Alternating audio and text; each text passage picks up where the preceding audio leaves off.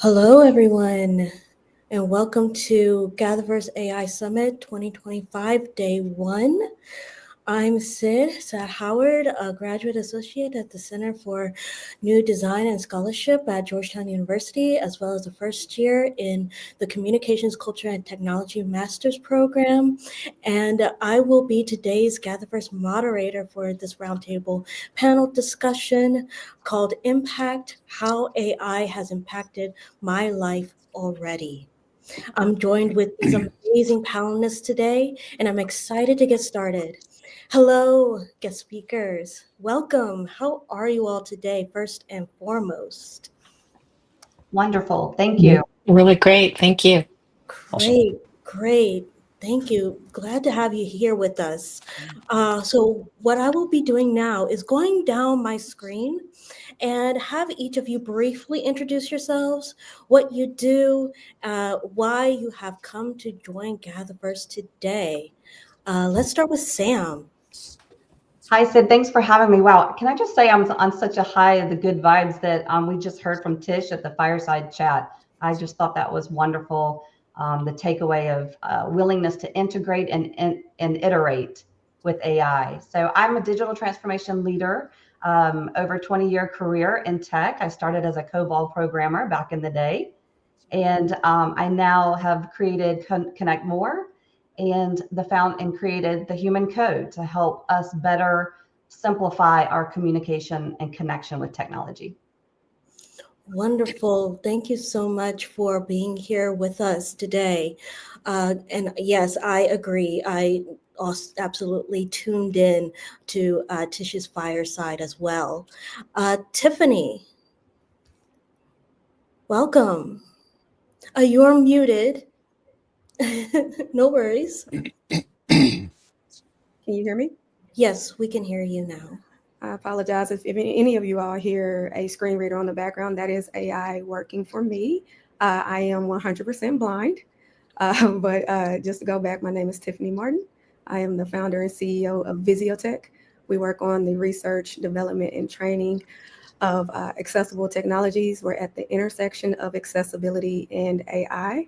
I am also pursuing my MBA with a concentration in cybersecurity at Baylor University. And one of the artifacts that we just created and launched is called the Accessible AI Quotient Framework to help companies develop accessible AI products. So I'm really excited to be here today.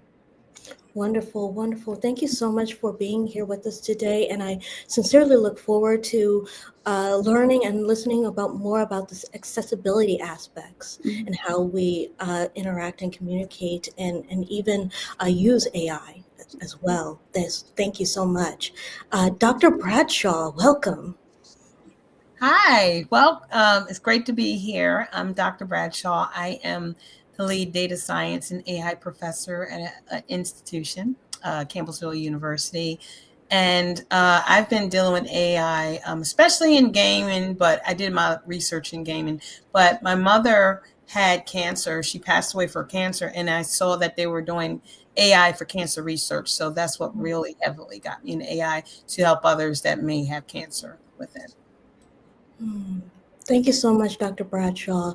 I really do appreciate you sharing that as someone who has too lost a dear loved one, my grandmother, to cancer as well, and very interested in the gamification of certain aspects, especially in higher education. So I look forward to hearing your aspects on the subject as well.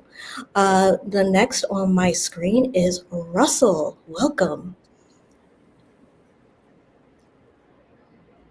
Okay, there we go. Hi, great to meet you, Sid. My name's Russell. I'm the founder of Just Verify and also director of partnerships at GatherVerse. And in very simple terms, in terms of what we do at Just Verify, is basically our mission is to create a verified digital world that supports trust, transparency, authenticity across AI systems, digital content, and all digital interactions, basically. And we're leading like the future in sort of ethical AI verification, and basically to build a trustworthy and transparent future with AI. Great. Oh, I think you were still muted. We didn't catch the last part of what you said. Can you repeat that? I said basically we're creating an ethical AI future, basically on building on trustworthiness and transparentness, and interactions with AI and humans. So that's more or less it for me in very sort of simple terms. I don't like to say too much. I like get to get straight to the point. So. Absolutely. Thank you so much, Russell, for being here with us today. We're definitely going to learn more about that perspective on trustworthiness and how we interact with AI in that way. So thank you so much. The next on my screen is Wish. Hello and welcome. There we go. Nice to meet you. I'm Wish. I'm the founder of Impact. Impact.do. It's called platform's called Spark, where it's a virtual incubator that allows you to turn your ideas into actual businesses. It's a tool building platform too, so you can deploy an entire solution right on top of it. Wonderful. Thank you so much. Happy to have you with us. The next on my screen is Sai. Hello and welcome. Hello everyone. My name is Sai, and firstly, I'm honored to be here. I'm a DevOps engineer with over a decade of experience, and I had privilege working with automation, AI, cloud technologies. So, I mean, it's more like experiencing the first hand how AI transforming the industries, redefining workflows, and pushing the boundaries of what's possible. So, yeah. Thank you so much. I'm looking forward to hearing all of that, especially on the engineering and tech building side from both of you. So thank you so much for joining us today. Casey is next. Hello. Hello, hello. I'm Casey Jensen, and for the last several years, I've had the opportunity to work with large brands and agencies to develop strategies for digital transformation in the areas of AI, XR, computer vision, virtual production, more recently, and a lot of other super cool innovations that are, continuing to change our industry and our world daily, which is so much fun. And I work on now AI as the foundation of everything we're doing. It's always the foundation that we have to think about and start with when we're working on these immersive technologies. So excited to talk about it, and always very excited to be back in the GatherVerse. Thank you so much, Casey. I'm excited to talk about that as well. So welcome. Delia, hello. Welcome. Hello, my name is Delia Perla. Great to be here. For the last 15 years, I've been in digital, um, evolution of brands through marketing and sales. Currently, I'm SVP of BizTech.io. It's a metaverse platform fueled with AI. It's a systems integrator as well. We are utilizing it for smart spaces, operational and management systems within smart cities, and also for education and campuses, bringing the world to one place and providing real-time translation. Great to be here. Thank you. I'm glad for you to be here as well. These are all fascinating backgrounds that you all have. So I'm very excited to get into our discussion today. And now we will look at what sort of various perspectives that you might have on how AI has impacted your lives so far. So I will get to our first question would be if AI could rewrite how we measure personal growth or success, what might those new metrics look like? And I will toss that question to Dahlia, if you please. Sure. Well, our behavior is changing, and the tools and AI and all the technology that we have in front of us in 2025 is altering that behavior. But the one thing that we have are decisions and decision making and the empowerment of ourselves of how we're going to make those decisions with the tools that we have in front of us. Many of us are goal driven and we have frameworks that we work from. So I think one way that AI can measure personal growth is by looking at that framework and emphasizing process over outcome. I think it's easy to measure our outcomes, monthly, quarterly, weekly. But I think it has the ability now to really measure, if we want to, our processes and the ways that we flow. We see that in our AI tools that are with us now. There's many that I'm using for marketing messages and sales messages that are pulled from real-time data sources on a very large data scale. And that's now at our fingertips. So those processes could be measured in terms of effectiveness, what prompts are actually getting us to new results.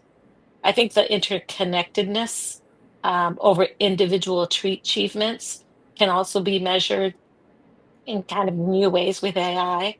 Sustainability and growth over short-term wins, I believe, has been something that our team has really tried to lean into as well with AI tools that are available to us. I can mention some of these tools.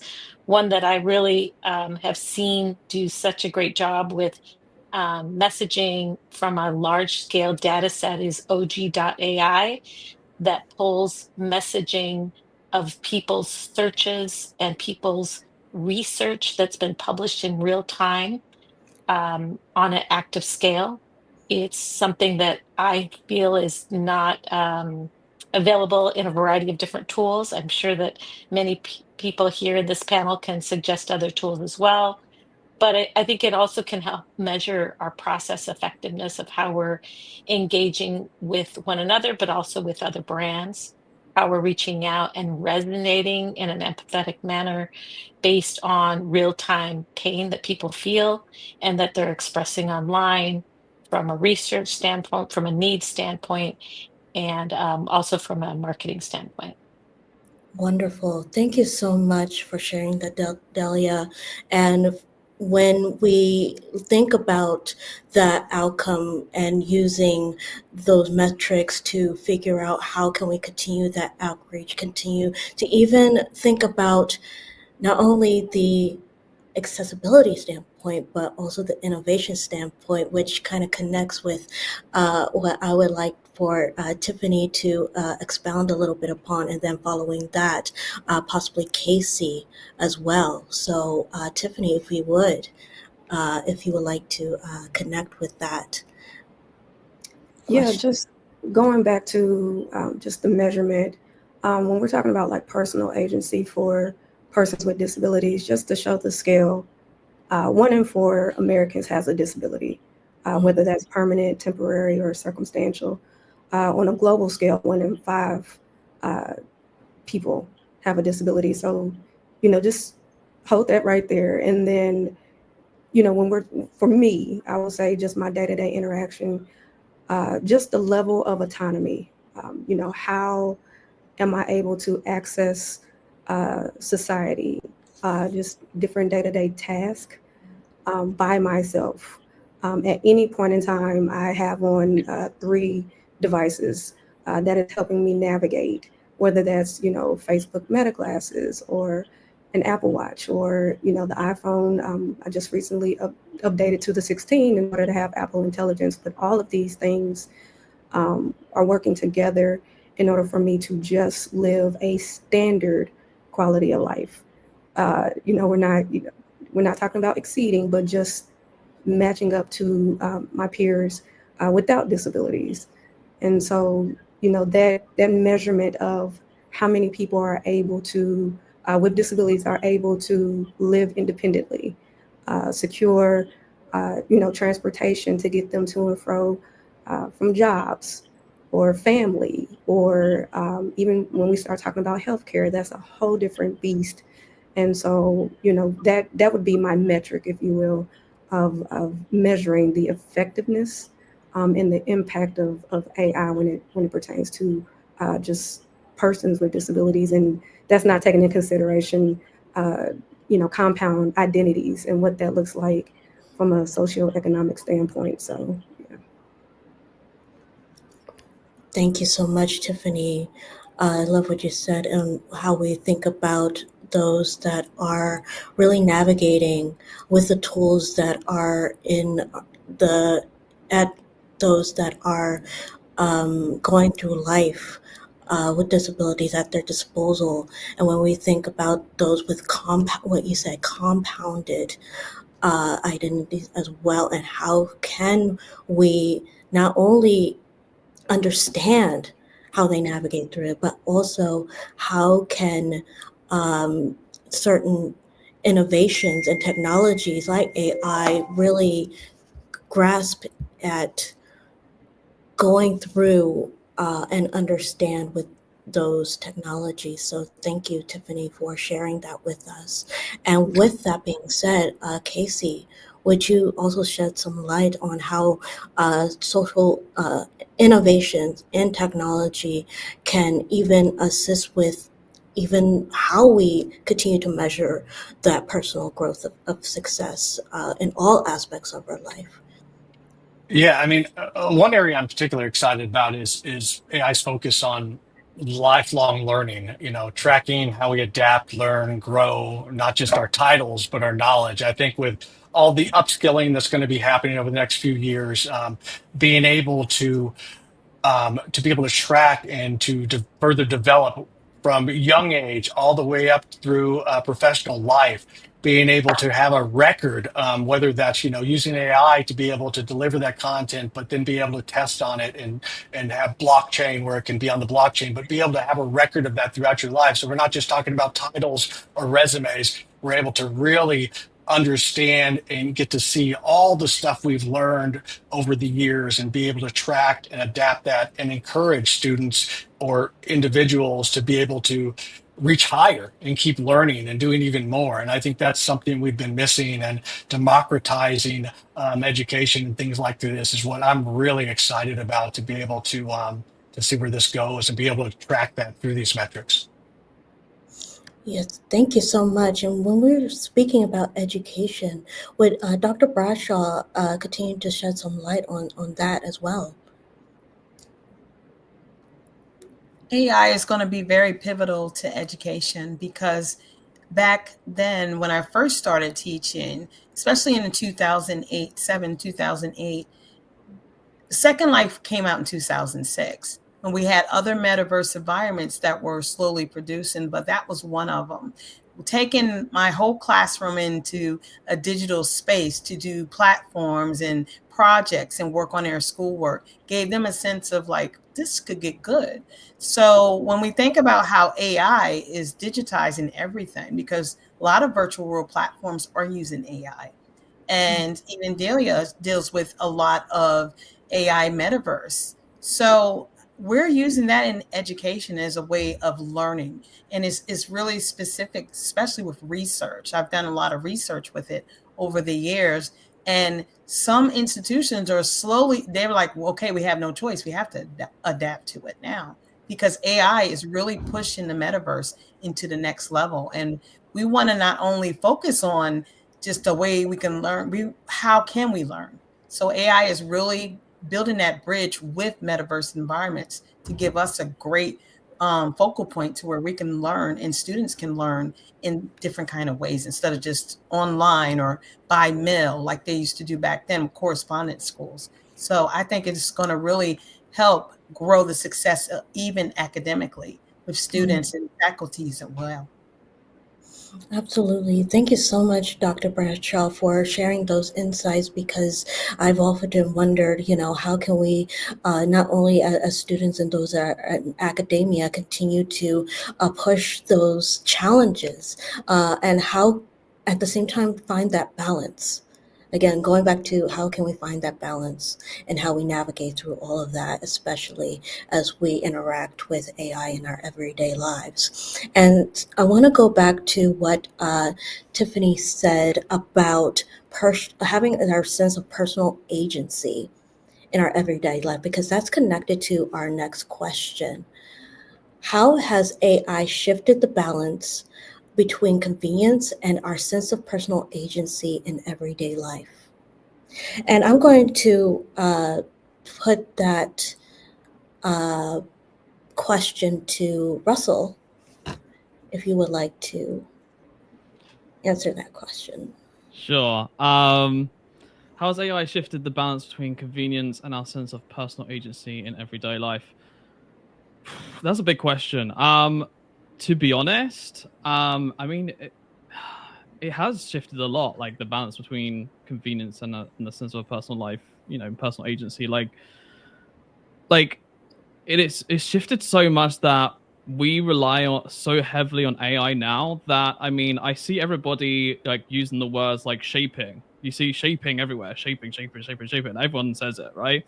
Like fostering, that's another word that comes up all the time. So I think people have just starting to become so reliant on AI that it's people are starting to sort of forget about using their own brain, if that makes sense, right? And I don't mean that in a bad way. I just mean that it's convenient for us to go, all right, ChatGPT, just do some work for me. But yeah, awesome. All right, thanks. Copy paste done, right? And I think that's what's happening is the shift between the sort of the sense of personal agency and the convenience of it. Like the convenience of AI is so instrumental that I guess you could say we're losing our sense of personal agency in a way.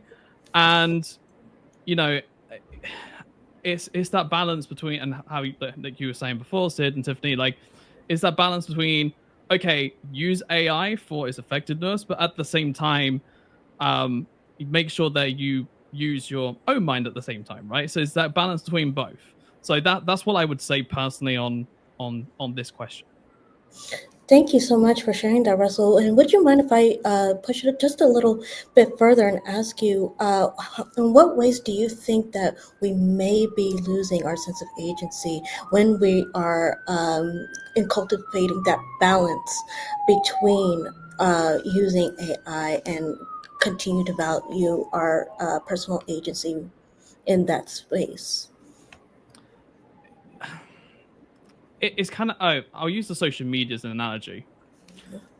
When you come to TikTok, right? Everyone says TikTok brain, right?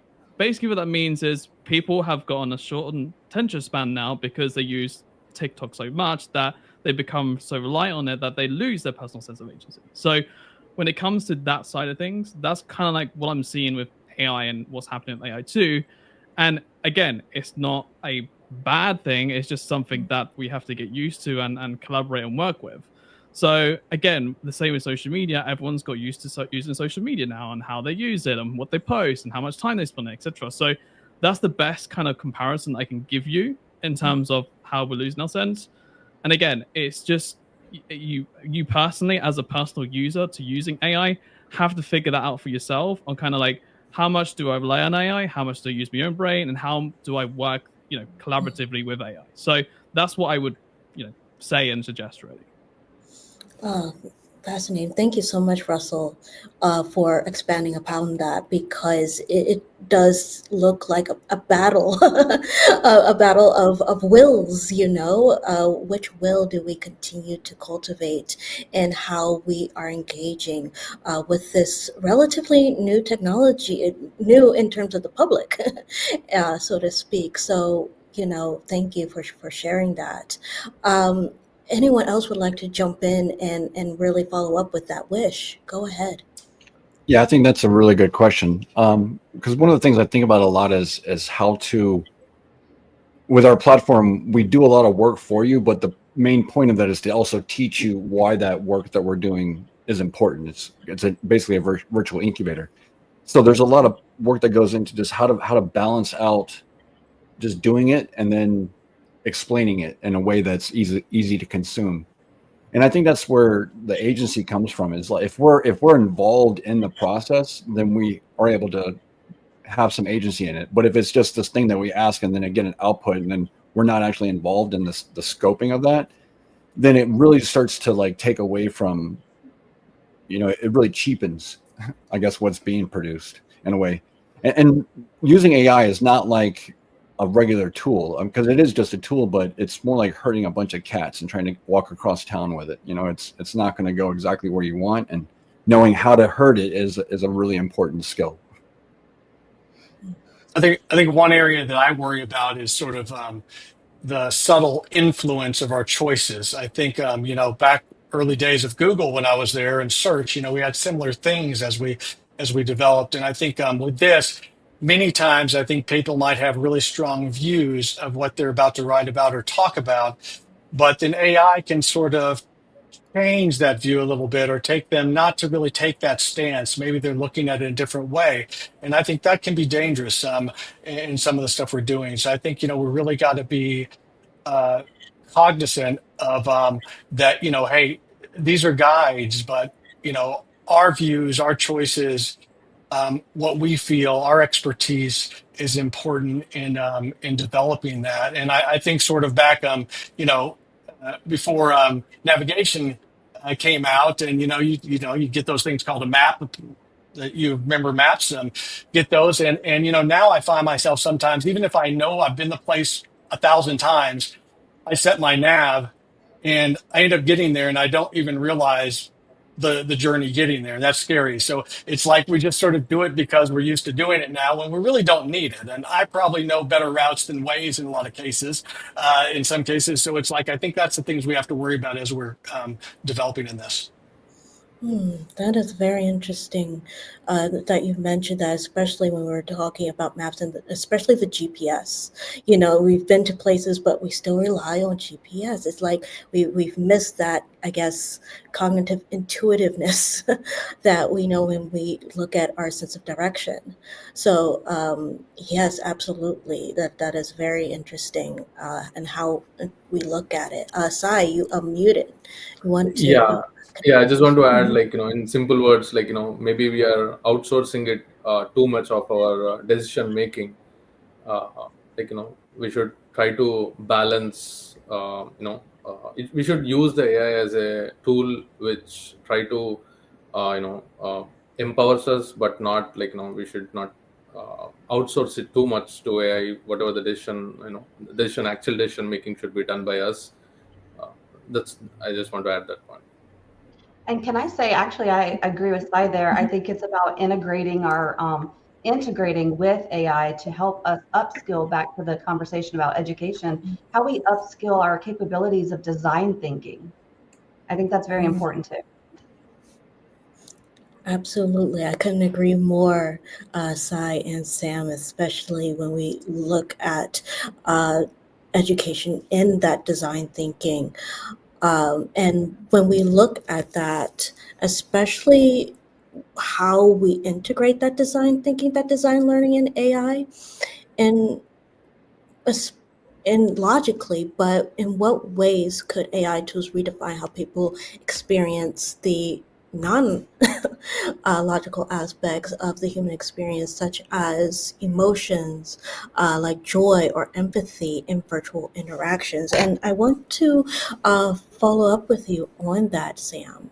Would you like to expound upon that a bit more? I love this question. I'm so passionate about this because of communication.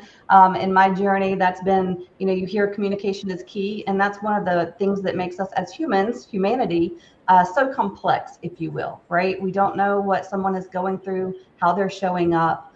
There's so much of the unknown from that factor. And I think that these tools can help us experience different emotions and frame it up for people, right? So I know with the elements of the human code, I color coded, right? And so from that aspect, if we align on those 4 colors, those 4 zones of genius that unifies all of us, and then enables us to respectfully think different, right? We want that diversity, and we want that to bring us together when we need to unify on the message moving forward, to collaborate and to connect more. And it's back to that. I think it enables us, if used correctly, constantly integrating and iterating, right? We've got to pivot and adapt and do the iteration process.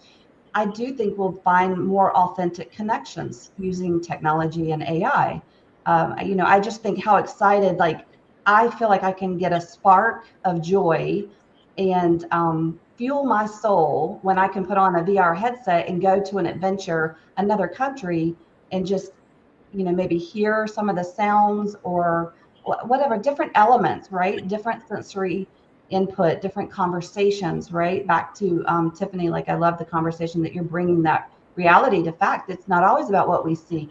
However, I think all the other senses can come back into our mind's eye and how we visualize internally the emotions that we're experiencing.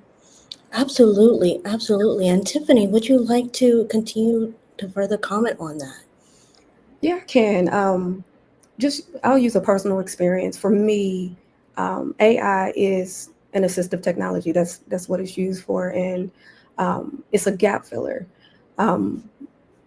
A couple months ago, I had received the Meta glasses, and for the first time ever, I was out with my husband, and I was able to order from a menu with no assistance from him.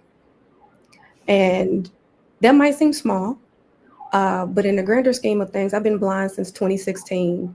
And the mere fact that I was able to conduct an action by myself without the help of someone else, that's joy. That's that metric before that I was talking about.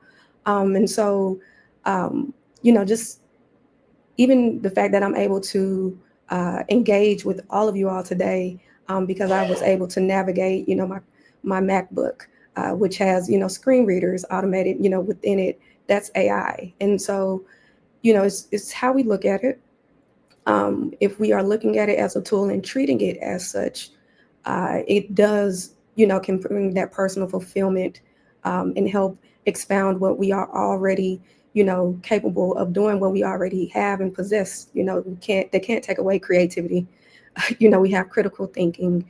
It's really important to lean into those soft and durable skills so that we can optimize the use of AI and live better quality lives. I am able to, and I keep repeating it, to, have a job. And I, even in school, I utilize AI within school to help with, formatting papers, things that, otherwise I would need to go get help for or wait. And so to me, I'm always looking at it from the optimistic side, but, I am going to school for cybersecurity. So, I'm always very cautious of what that looks like, as well as what that looks like for marginalized communities, because there's huge gaps there, with just access to information. But yes, if AI is able to increase the quality of life, extend the quality of life for somebody, that brings joy to them. So that's all of that just to say that. Absolutely. And continue repeating it over and over. No worries at all on that front. And thank you so much for sharing that insights, because when we look at how people interact with AI and to make AI work for us to benefit our quality of life, and how those tools can continue to make our lives more enriched, more profound, more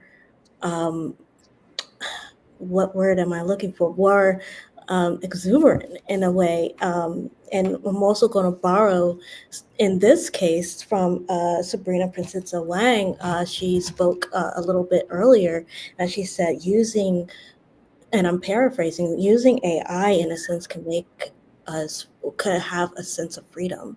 So it seems like in your case, Tiffany, it's having that sense of freedom is definitely that in which AI has allowed you to continue to have. And I think that is inspiring to continue to think in that perspective.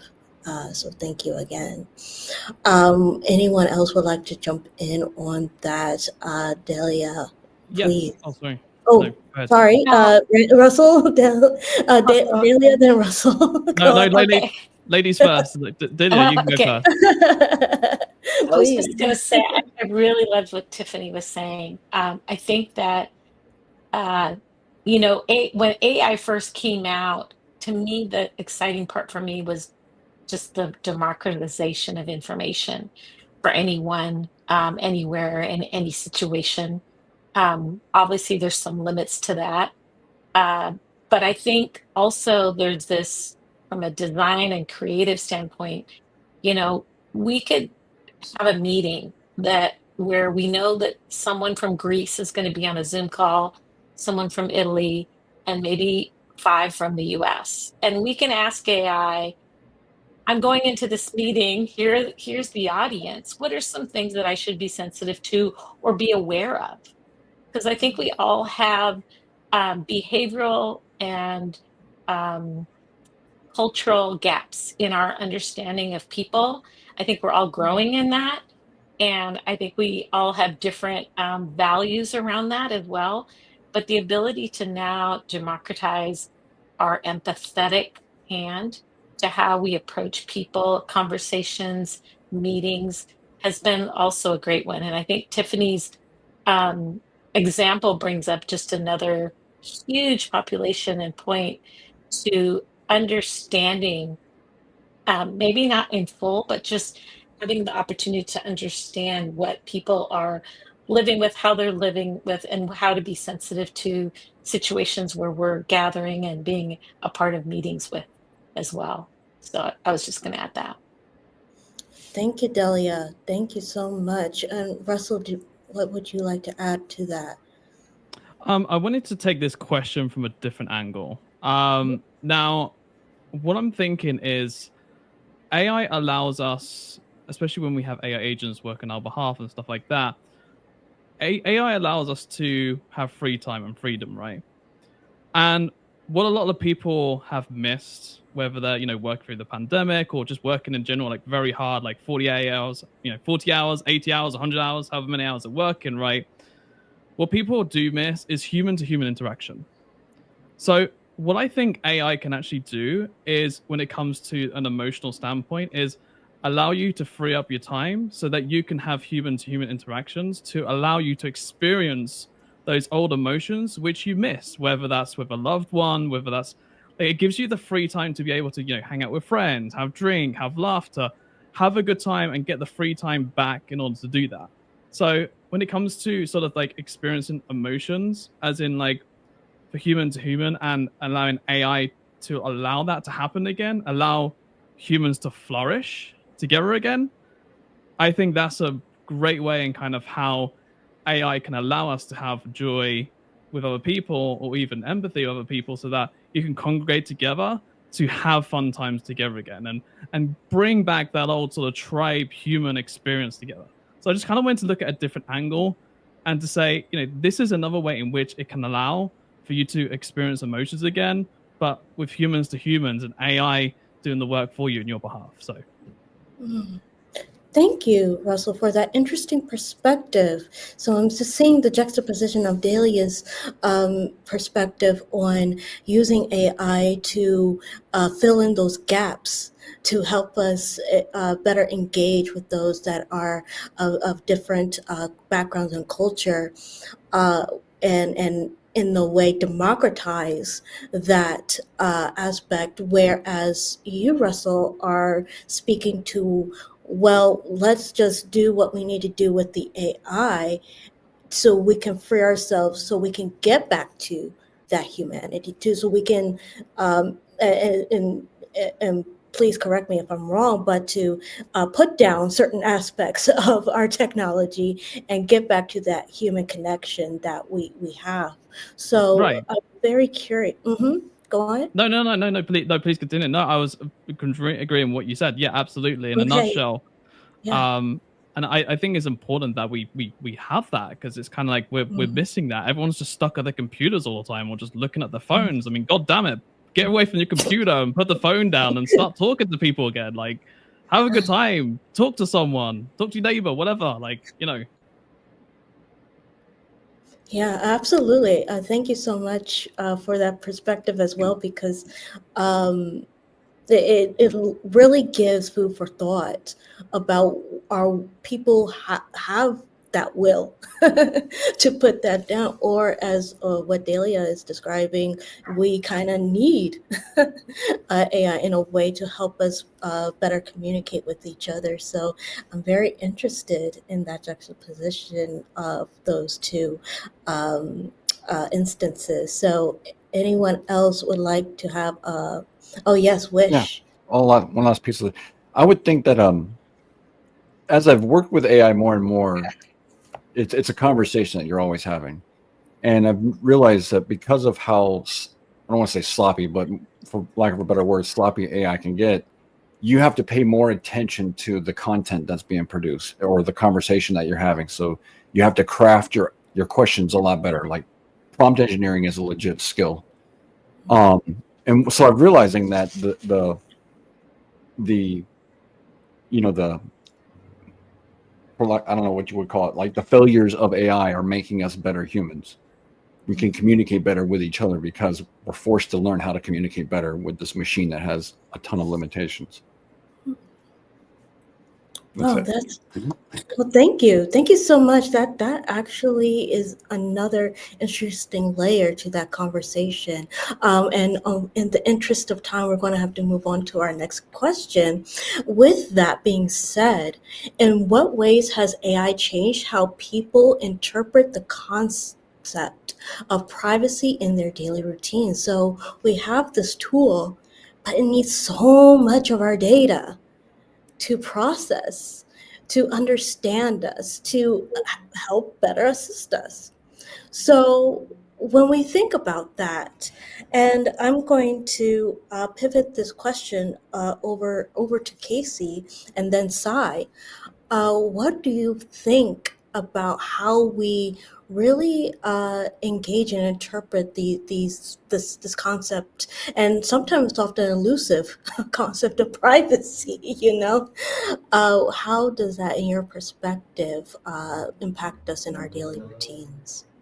Well, I think you said it. I mean, the need for data has made us all think harder about privacy. We were already thinking about it, right? Over the last several years, I mean, privacy has been a huge thing, and I think it's getting even stronger now because of the data that these models need. And as it gets more and more woven into our daily lives, I think we start, seeing these privacy invasions as a normal thing, which I think could be a little dangerous.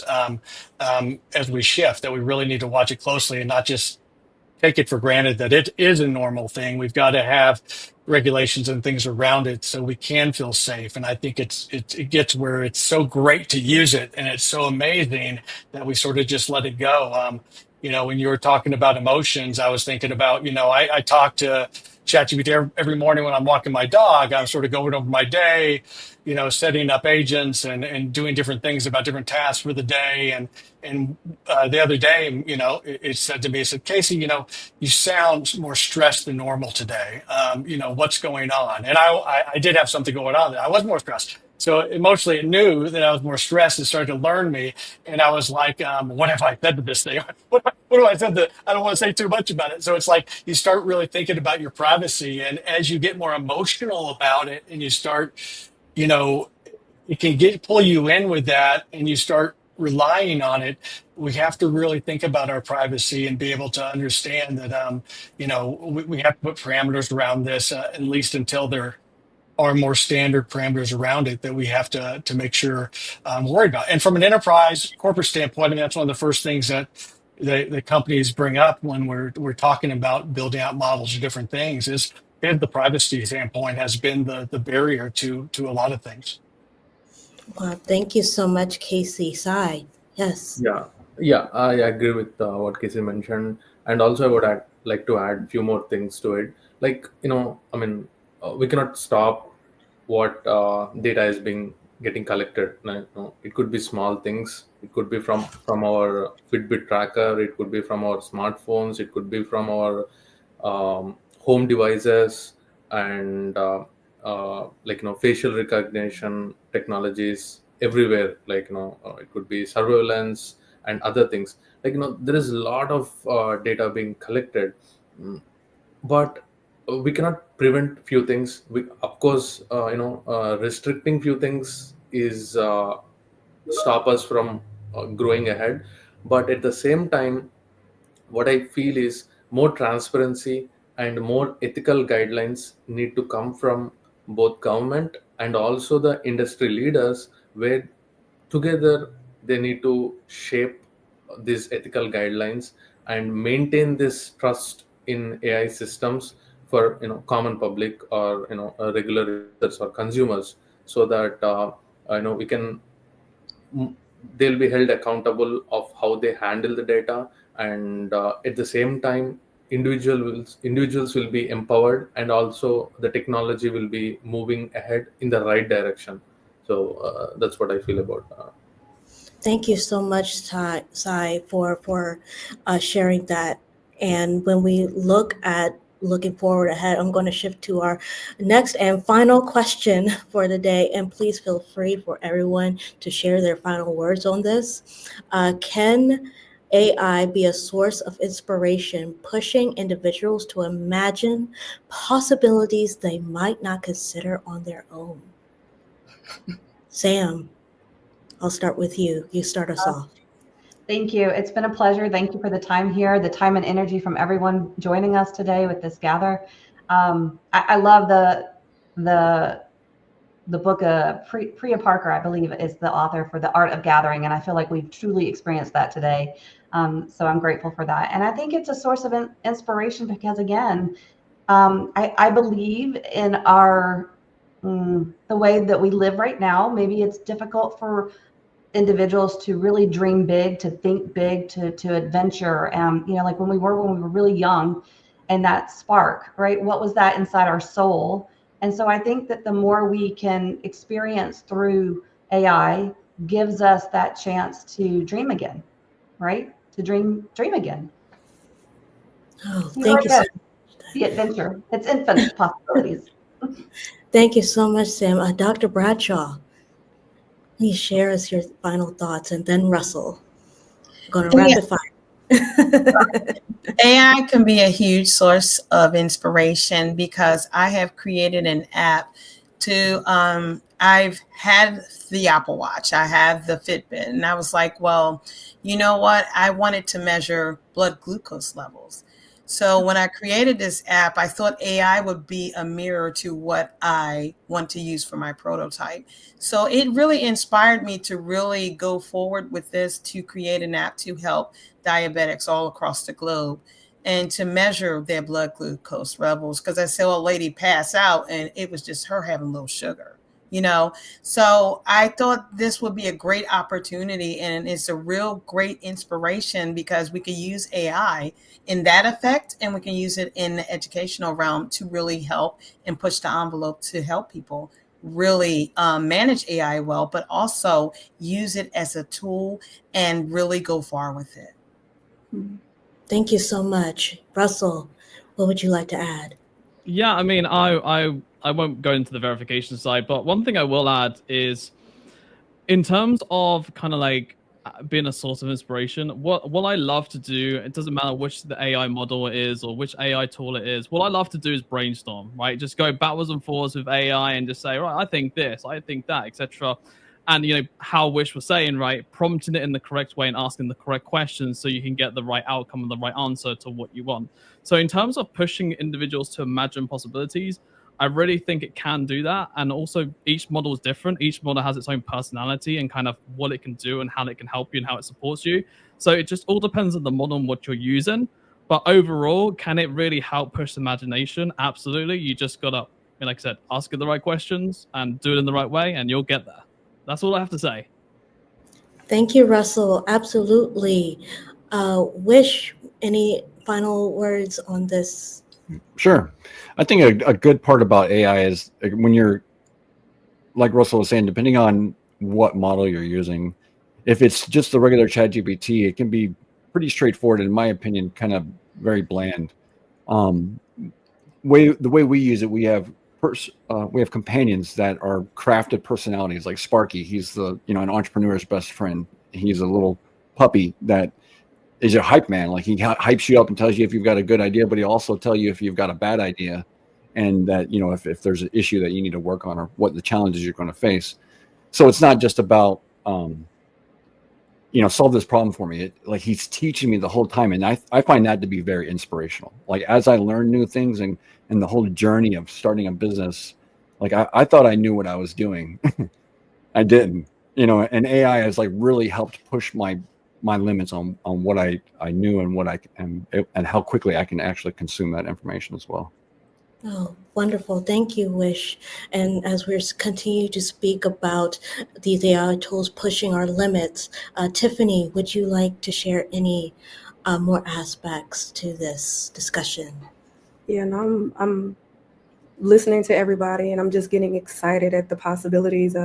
Dr. Bradshaw, I believe, mentioned the glucose monitor, and I'm a type 1 juvenile diabetic, but I received a pancreas as well as 2 kidney transplants, but that surgery was done with a surgeon as well as robotics. So, just the possibilities moving forward of, with all of that data and how, surgeons will be able to do better surgeries, and patients are able to heal faster from minimal, invasive surgeries and things of that nature. And, I'm using it with school, and, I'm hoping, I can pursue my PhD, and, that in itself to be the first doctor in my family, but blind, formerly on dialysis with type 1. It's, I'm ecstatic about it, and but I know that we need to make sure that the guardrails and making sure that privacy and transparency is prominent, but the possibilities are just infinite.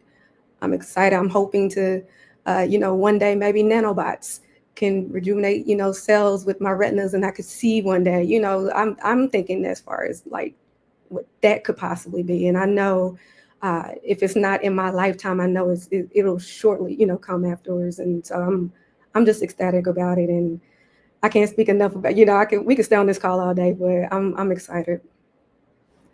Wonderful. I am excited as well. Unfortunately, we are coming to time, but I just want to make sure that everyone is accounted for, especially with this question. So I want very briefly, Delia, Casey, and Sai to just share your thoughts about what source of inspirations that you have not considered on your own, even now, about how AI can be that source. Well, as we all know, everything's changing daily in this space. And so I personally have met more people in this past year, reaching out to people like Dr. Bradshaw, who has been um, in education for a long time with an AI and data science course. And she's probably the person that I've met who has been doing AI for the longest. And so I've reached out to people. I think it's pushed me to reach out to those who've kind of been in the space for a while. And so not only is the tools themselves innovating and getting better, I get probably 20 emails every week just on individuals who are offering their tools, but hearing from academics who've been using it, like Dr. Bradshaw, for so long, also has inspired me to reach out, to others who've been doing it for a long time. So the learning has continued, the innovation continues, and I think that the possibilities and the dreaming around it has happened for me in groups like this one, like others that I'm involved in, about what could happen within our career, within our personal space, within our family, while still creating those boundaries, right? That I believe Russell kind of touched on, so that we're taking care of our relationships and not the other way around, using it for everything. Sid, you're muted, and I think we've got to round this up as well, Sid. Yes, I was muted, and thank you, Russell, for that. So unfortunately, we are at time. Thank you all so much for joining us today. Please, viewers that are watching and have commented, do feel free to connect with our great speakers today. And this concludes our roundtable panel discussion. May our gather be well, and until next time, back to you, GatherVerse Productions. Take care. Bye-bye. Thank you.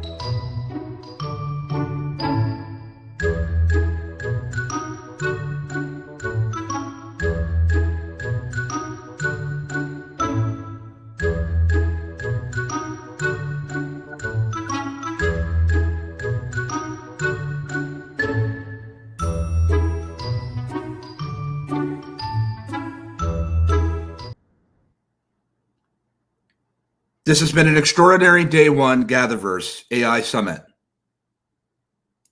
With the roundtable that you just heard completely justifies the entire existence of the GatherVerse AI Summit as a whole.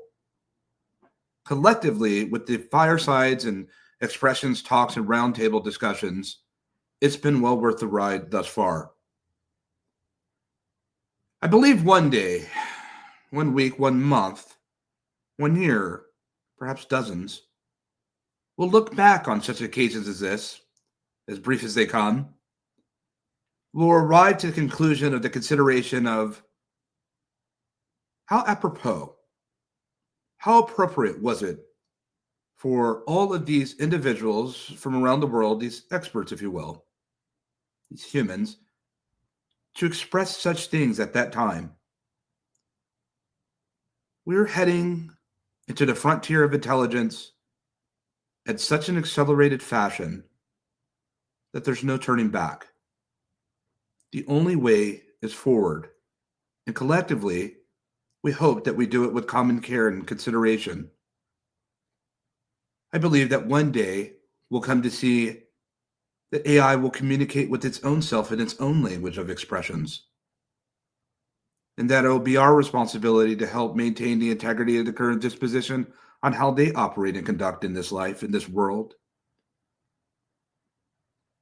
When it comes to alignment and human expression, what will we influence these new models that are coming to being? What will they think of us and how we've conducted ourselves of late and in times past? What will we do with all the new time that's given? What will we do when we were confronted with disruption? What will we do when there's no plan B for career path? What will be the next level? This is a challenge that we've all inherited together. And we must come to these decisions together. Sure, we can make it us versus them. We can make it public sector and private sector. But when you take all that away, strip all the layers down of business, all the technical names, even the color of our skins, our gender, and who we are, we each have a heartbeat.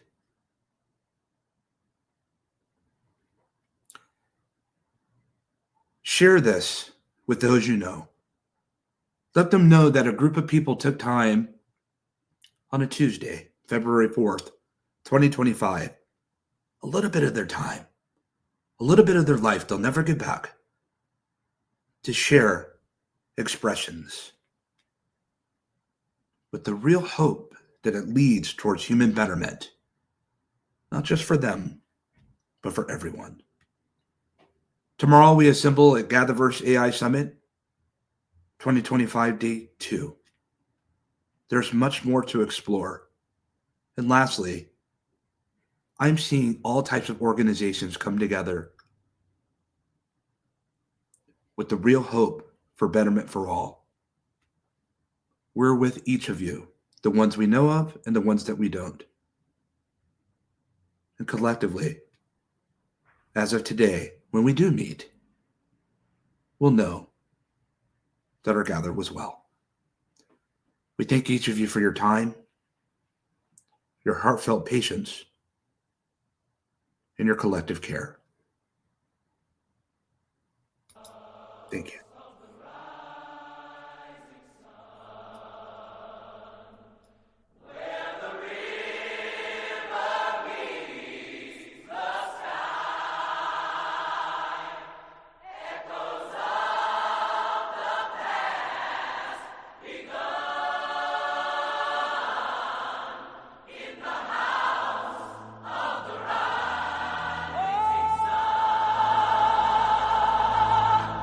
Let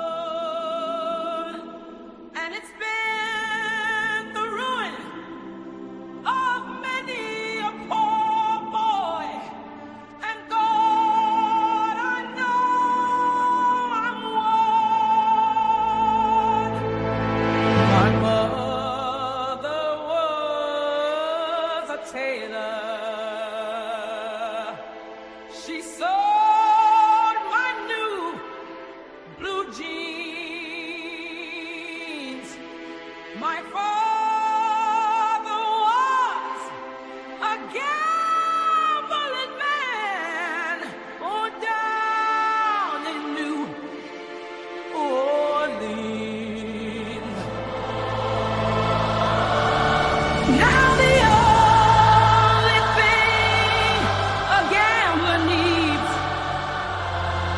is a suitcase and a trunk. And the only time he's satisfied is when he's on a drug.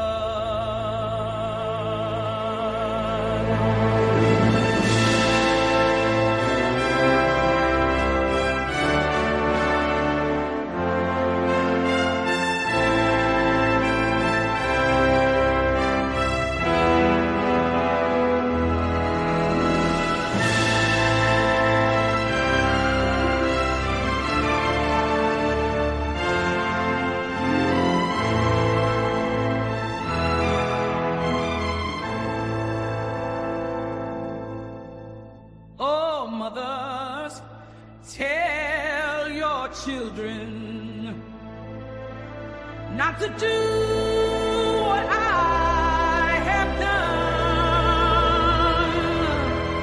Spend your lives in sin and misery in the house of the rising sun.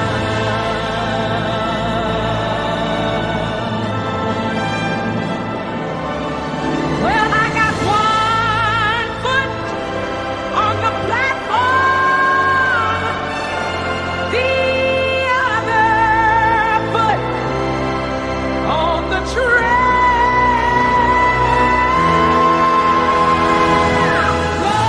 Going back to New Orleans to wear that ball and chain.